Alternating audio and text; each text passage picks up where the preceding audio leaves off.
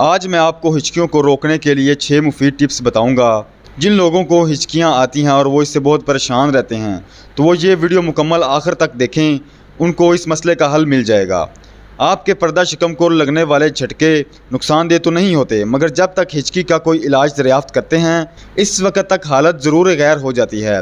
वैसे क्या आप अक्सर हिचकियों का शिकार होते हैं और इन्हें रोकने के लिए परेशान होते हैं?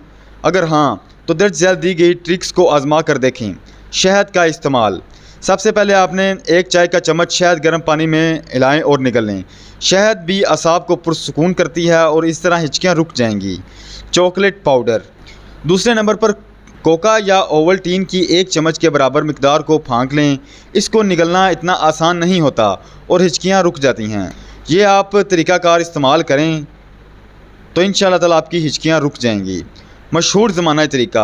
ये जो तरीका मैं तीसरे नंबर पर आपको बताने जा रहा हूँ ये बहुत ही मशहूर ज़माना तरीका है। बहुत सारे लोग इसको इस्तेमाल कर चुके हैं और ये कामयाब तरीक़ाकार है।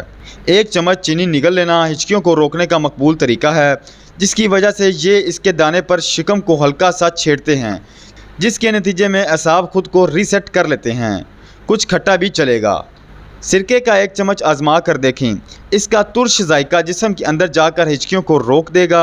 इसके बाद टिशू का इस्तेमाल। पेपर टिशू की 1 तह गिलास के टॉप पर बिछाएं और पानी के टिशू के ज़रिए पीने की कोशिश करें।